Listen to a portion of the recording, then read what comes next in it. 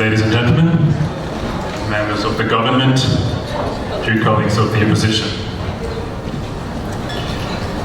My opponent started by citing countries with a poor human rights record, such as Zimbabwe, North Korea, or others. And I think at that point we should reconsider what poor human rights record means. I think at that point we also should all acknowledge that all countries on earth have had, at some point, a poor human rights record. European countries, American countries, Asian countries, any country has had.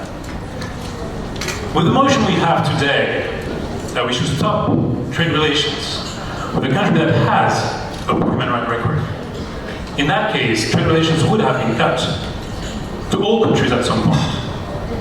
And as a matter of fact, the European Union would not be here today, as it has, on the basis of trade, built up human rights and upheld these fundamental rights. Our opponent continued to say that to continue trade relations with a country that has a poor human rights record is to turn a blind eye, and suggested instead to blindly cutting trade relations without looking at the situation. Our opponent actually even went further, suggesting not only to cut trade relations but to impose sanctions, freezing assets, something that resort to the UN Security Council. Our opponent said that we can use this policy as a bargaining chip, to use a stick, while we are suggesting the carrot. In this debate, my opponent has not been able to prove or to cite one situation where the stick has been effective in a situation of a poor human rights record. And this motion would, if passed, mean an automatic discontinuation of trade.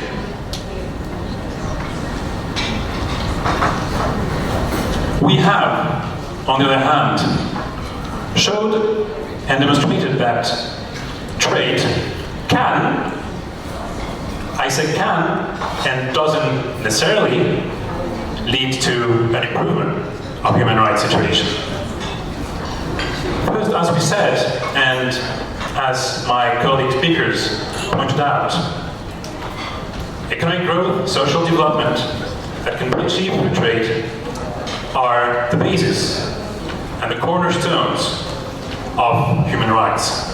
Access to education, freedom of speech, access to healthcare. They cannot happen without a sustainable economy.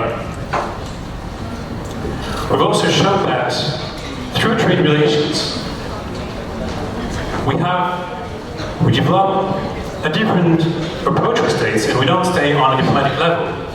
We don't simply ignore what the situation is and still continue to meet in international organizations. But we do exchange what is the basis of relations between states: commerce, goods, products and services. This, in fact, ladies and gentlemen, has built human rights. They have spread human rights, and not only spread, but through trade.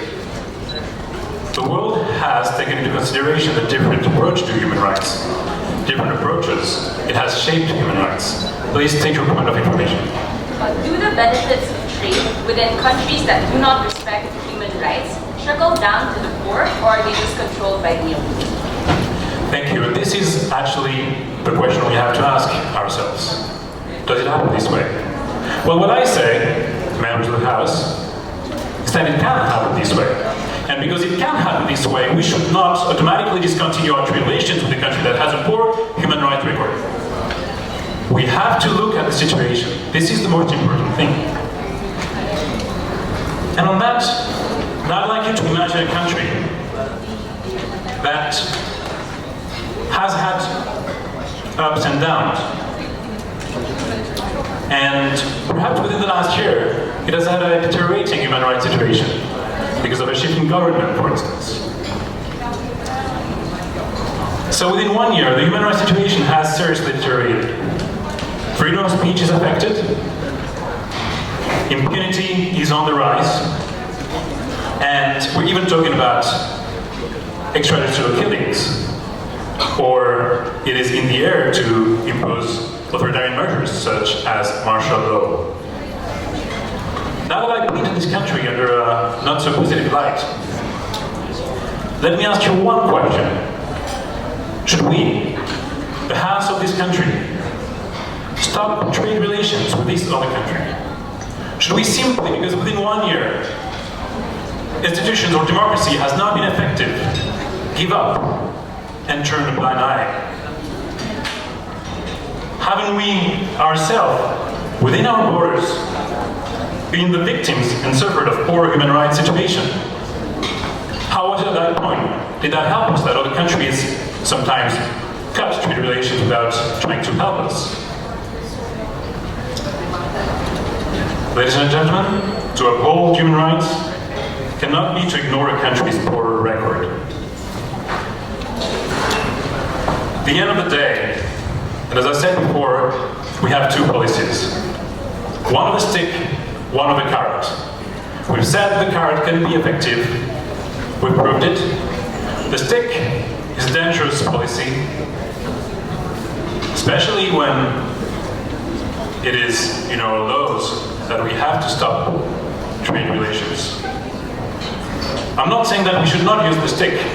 What do you do when you don't have trade relations with a country that does not improve human rights record? It is the end. You don't have any other means to influence it. Unless you want to wage war, and maybe that is what our opponent wants to do.